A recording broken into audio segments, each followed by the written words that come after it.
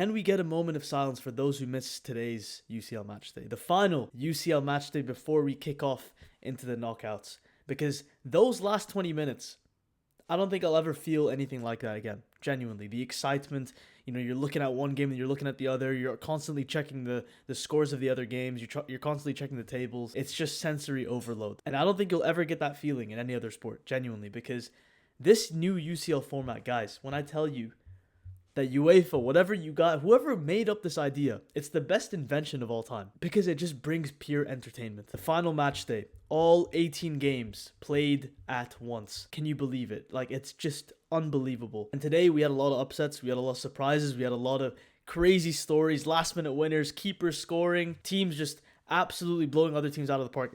You had it all. You absolutely had it all. And look, I will start off with Barca, obviously, because it is the channel. But I won't keep it too long because I want to get onto the other games. I want to review the table. I want to review the top 8. We'll get on with Barca. And this game was obviously a much needed win because before this game we were out of the top 8. I think we were either 9th or 10th, and we needed. And honestly, I'm looking at it right now. It played out perfectly. We basically needed some of the teams in the top 8, specifically those between 5 and 8, to drop points so we can overtake them and qualify into the top 8. And we've done that with a win today.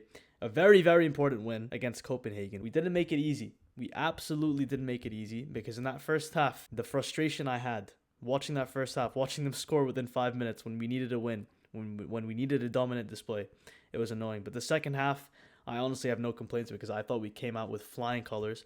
But I want to keep this review short because I want to point out Yamal. Yamal today, guys. Yamal today, that performance might be up there with the Inter one. And I know it's against Copenhagen, and I know it's not a semi-final.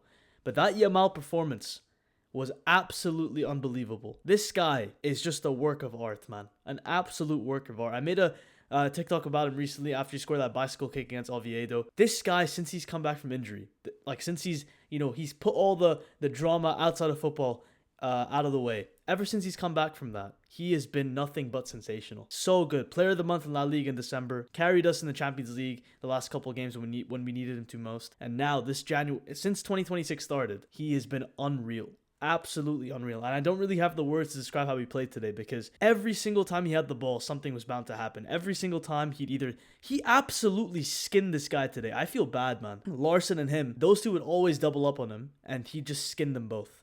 Like it's nothing. Like, he'd weave through players. Like, bro, this guy's majestic, man. Honestly, I'm so glad that he's finally picked up form. And I'll get onto Yamal later. I might make a separate video about him because I do think that his recent run of games, his recent run of form, kind of tells you a story about him in a way. But I'll get onto him in another video. The fullbacks today, Koundé and Balde, again, they were very disappointing in that first half. They didn't really provide anything going forward, and defensively, they were slightly exposed. But then again, the biggest onus was, can we win a Champions League game? A very, very crucial Champions League game without Pedri and De Jong. That was the biggest thing today. Because I knew that Rafinha and Yamal would turn up. I knew they would. I had a feeling. But Pedri and De Jong missing today was huge. And I thought in that first half, you saw the signs. It was big. Our midfield was an absolute mess. It was all over the place. There was no structure whatsoever. We missed their balance. We missed their tempo. We missed their control. But that second half, I thought someone who absolutely changed the game for us was Bernal. When he came in, the composure, how he slowed things down, the touches, the passes, the precision that he had when having the ball was superb. And I thought, look, I'm not going to blame Eric Garcia too much today because outside of today's game, he's been sensational for us. He's been such a utility player. He's been someone that can be deemed reliable in some games. I'm not going to blame him because it was honestly just a one-man shift today in that midfield. You couldn't ask him to do too much. But I thought the way we stepped up in that second half was absolutely crucial and important, and we got the win, which puts us in 5th place. Honestly, higher than I expected. I thought we'd be at either 7 or 8, but fair enough. 5th place.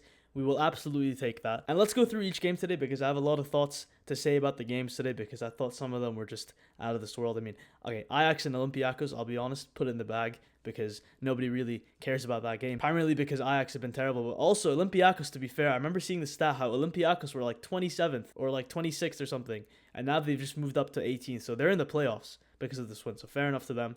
Arsenal, Perfect, 8 out of 8 wins. Although I was surprised that they conceded 2 to Kairat at home. But Victor Gyökeres and Kai Havertz apparently turned up today, so I haven't even watched the highlights, but fair enough to them. Sporting against Bilbao. My God, this one was huge because Sporting's last-minute winner not only puts them into the top 8, it puts them at 7th, but they've just knocked down Real Madrid into the playoffs. And obviously that was also due to other teams dropping points, but Sporting, a 94th minute goal to send them into the top 8 away from home is remarkable. This one was absolutely crazy too. Bodo Glimt, by the way, last game, if I'm not mistaken, they beat City, which was their first ever Champions League win in their history in the competition. And now today they've just beaten them. And that winning 2 games in a row, just puts them into the playoffs. Sends them into the playoffs. That is insane. And Atleti, man, I don't know how you guys lost that home. Because Atleti, before this game, was also unbeaten at home for 14 games. They won every single game at home for 14 games, if I'm not mistaken, which is crazy. And now they've just finished 14th, surprisingly. Barca obviously beating Copenhagen. We just went through that. Leverkusen against Villarreal. Villarreal, oh my God, they're so stinky, man. Benfica against Real Madrid. Guys, Jose Mourinho. The special one for a reason, man. The special one for a reason. This was probably the game of the match today, I can't lie. Madrid losing to Benfica, but it's the manner and how they lost, and it's the manner and how Benfica won that game in the last minute, 90+8, to send them into the playoffs. And for those who don't know, their keeper scored their last goal. This guy, Trubin, 90+8, header from a set piece. Unbelievable. Madrid, 2 red cards, Mbappe 2 goals. This guy just scores like 2 every game anyways. But Mbappe, that's 13 goals now in the Champions League group stage. Or the league phase, whatever you want to call it. 13 goals, which is absurd in itself. He's almost at Ronaldo's goal record, and it's not even the knockouts yet. But Madrid aren't even in the top 8. They aren't even in the top 8. That is crazy to me, guys. That is unbelievable. And look, I'll make another video about my predictions for the knockouts, etc. I might have a friend who might join me for that one. We'll see how that goes, and we'll get into more details for each team. Inter beating Dortmund. Inter beating Dortmund is huge because if it wasn't for Chelsea and Sporting with their last-minute winners, Inter would be in the top 8, but that win just puts them just below the top 8 into 10th place. But honestly, Inter, crucial win away from home. I predicted Dortmund to win that game, so a bit surprised on how they didn't.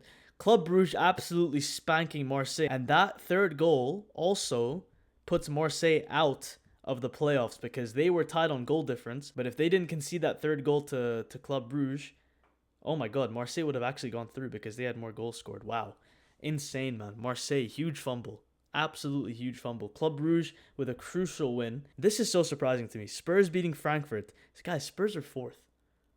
Am I mental? Spurs are 4th. And they're like 14th in the Prem.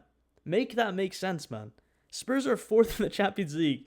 They're above Barca. They're above Chelsea. They're above City. They're almost tied points with Liverpool. Guys, this is absolutely crazy, man. Oh my days. Fair play to Spurs, man. Liverpool absolutely destroying Karabakh. I'm not going to get into that too much. Man City beating Gala. That is a huge win for them because this also, if I'm not mistaken, put them into the top 8. Put them into the top 8, obviously over a point over Madrid. Huge win for Man City. What other big games were there? I mean, whoever tuned into Monaco versus Juve, man, I feel bad for you. 0-0 is sad. Pafos beating Slavia Prague. PSG Newcastle. This was a game that was contingent on Barca actually making it into the top 8 because Barca would have automatically qualified with a win. It could be a 2-1 win, 3-1 win over Copenhagen. If PSG and Newcastle tied. If they tied, Barca would have automatically made it into the top 8.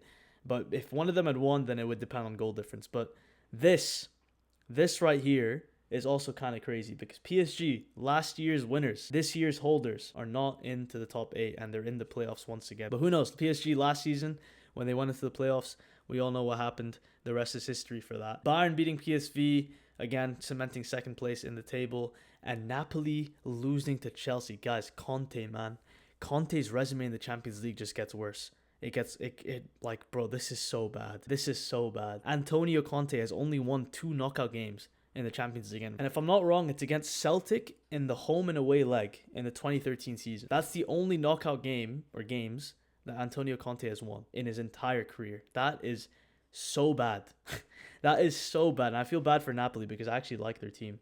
I was hoping for McTominay Golazo, but unfortunately that didn't happen. And Union beating Atalanta, and Atalanta also fighting for that top 8, but they missed out, and now they're sitting at 15th. So guys, this new format is absolutely incredible, man. It's so nice. Every single match day there's some sort of story, there's some sort of drama, and even in the last match day there's all sorts of drama. And if this is the appetizer, if I'm eating the breadsticks in the beginning, I can't wait for the main course, man. The knockout phase. I mean, last season we saw how insane it was. PSG Liverpool in the round of 16. We all know how that went and how PSG absolutely dominated from there. I want something like that again, man. I can't wait to see the storylines. I can't wait to see the drama, the upsets. This is what Champions League's about. This is what UCL football is about. If you had to ask me the biggest surprises that are obviously in the top 8, it would be Spurs and Sporting. Actually, now that I think about it, if I'm not wrong, I might only have 5 out of 8 from my predictions, from the predictions video.